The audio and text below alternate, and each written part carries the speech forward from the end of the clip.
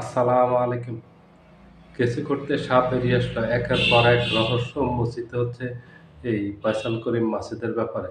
অবাক করা একের পর এক তথ্য আসতেছে। সিআইডি তার ব্যাপারে তদন্ত করতে গিয়ে যে অবাক করা তথ্য দিল আজকে, সত্যি এটা খুবই বিস্মিত।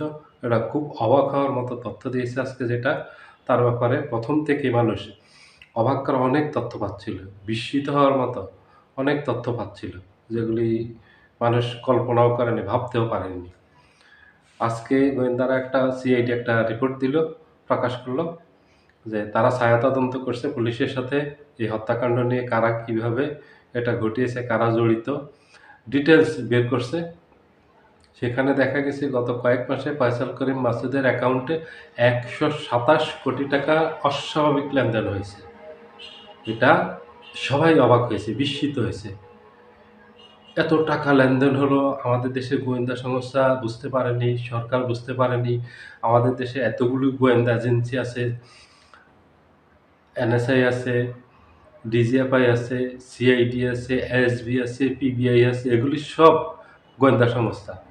এত দক্ষ গোয়েন্দা সংস্থা এত বড় ঘটনা ঘটাচ্ছে, ঘটতে যাচ্ছে বাংলাদেশে, এরা একেবারে গুণাক্ষরেও বুঝতে পারেনি এটা।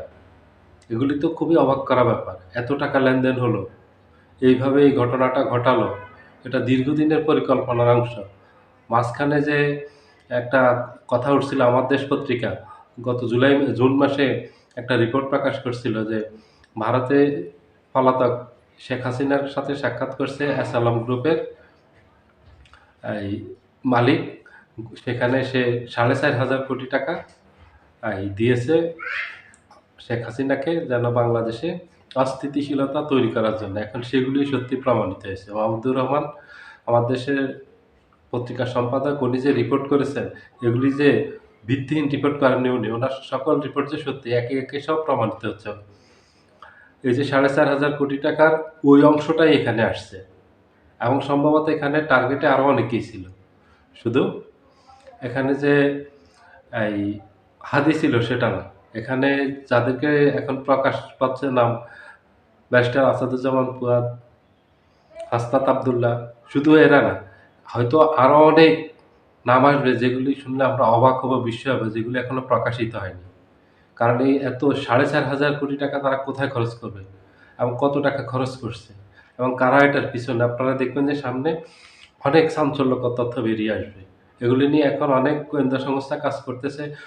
ওসমান হাদিকে হত্যা করার পর এখন সরকারও নড়েচড়ে বসেছে, এবং সরকারি যত সংস্থা আছে সেগুলিও এখন খুব ভালোভাবে তদন্তে নামছে, যেন কোনো অবস্থাতে অপরাধীরা পার পেয়ে যেতে না পারে এবং সামনে যেন এই ধরনের ঘটনা ঘটাতে না পারে। কারণ সরকারের টনক নড়েছে এখন, একটু দেরিতে হলেও সরকার এগুলির ব্যাপারে নজর দিয়েছে।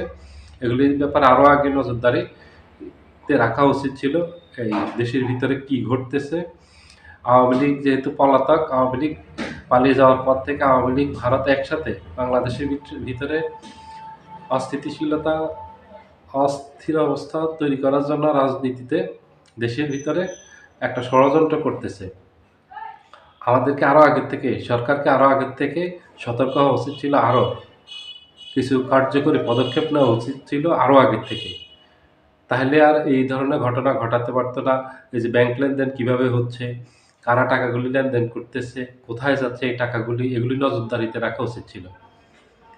এখন দেরিতে হলেও সরকার একটা পদক্ষেপ নিয়েছে, এটা ভালো। যে তথ্য বেরিয়ে আসলো, এগুলিতে মানুষ বিস্ময়। কারণ এই ছেলেটা এত টাকা কোথায় পাবে? ১২৭ কোটি টাকা লেনদেন। ১ কোটি, ২ কোটি, ৫ কোটি হলে একটু স্বাভাবিক মনে হতো। ১ কোটি, ২ কোটিও তো অস্বাভাবিক মনে হবে। এই ছেলের কাজটা কি? এই ছেলের ইনকাম সোর্স কি? এটাতে সবাই বিস্মিত হয়েছে। সবাই ভালো থাকবেন। আল্লাহ হাফেজ।